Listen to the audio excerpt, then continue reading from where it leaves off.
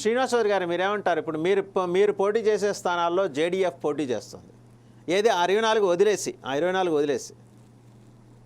Sir Vasudevan గారు ఎక్కడో తిన్నాళ్ళు పోతే ఎక్కడో దినం సరిపోయింది. రాష్ట్రంలో ఎవడైనా పార్టీ పెట్టుకోవచ్చు, ఎవడైనా పోటీ చేసుకోవచ్చు. ఇట్లాంటి కోనికి ఇసుక గొట్టంగాలు ఇంటికి తీసి పారేసి తెలుగుదేశం పార్టీ ఈ లెక్క కూడా కాదు. చెప్తున్నాను అధికార ప్రతినిధి శ్రీనివాస్ గారు, కోనికి ఇసుక గొట్టంగా కోనికిస్క కొట్టవేంది? ఏం మాట్లాడుతున్నావు? స్టూపిడ్ ఫెలో, ఏం మాట్లాడుతున్నావు? అధికార ప్రతినిధి కోనికిస్క కొట్టమంటున్నావు? ఓకే ఆగండి ఫెలో, ఆగండి ఆయన మాట్లాడండి, ఆగండి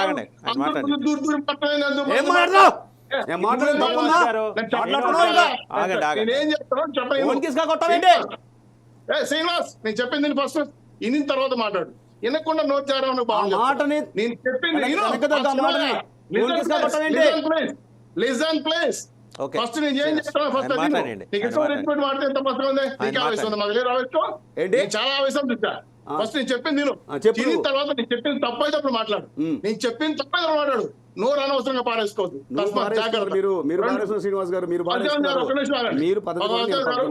మేము ఆంధ్ర రాష్ట్రంలో ఆగండి శ్రీనివాస్ గారు, ఆంధ్ర రాష్ట్రంలో ఇలాంటి పార్టీలు చాలా చూసిన తెలుగుదేశం పార్టీ అని చెప్పాను.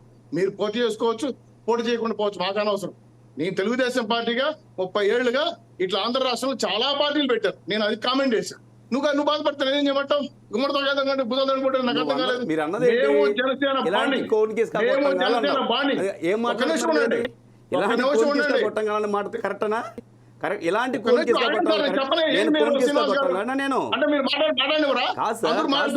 ఇది మాటలు కరెక్టేనా? ఒక నిమిషం ఉండండి సార్, ఒక నిమిషం ఉండండి. చెప్పనివరా మీరు? చెప్పనివరా? చెప్పండి.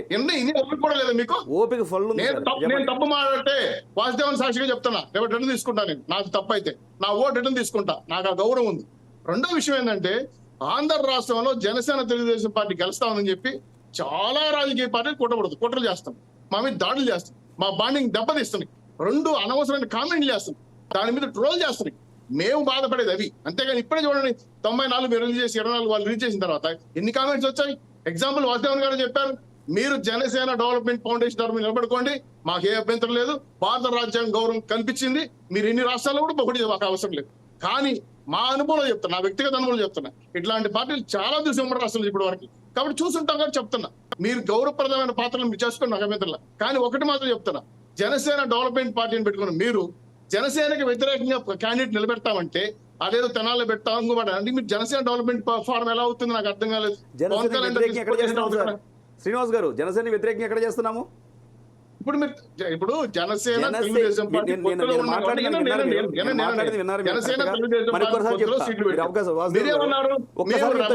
ఉండండి సార్, రెబల్స్ పెడతామని మీరు అన్నారు. రెబల్స్ ఎందుకు పెడతాం? మాకు జాయింట్ యాక్షన్ కమిటీ ఉంది, మొహమ్మ లేకుండా చెప్తాం.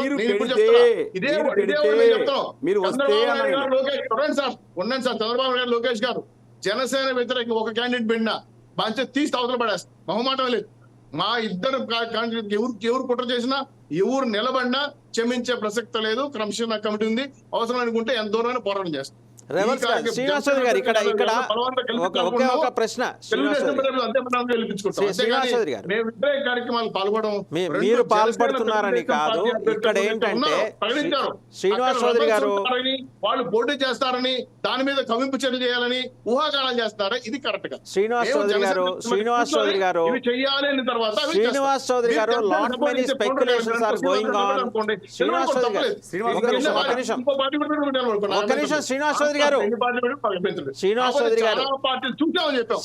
చౌదరి గారు కైండ్లీ లిసన్ టు మీ.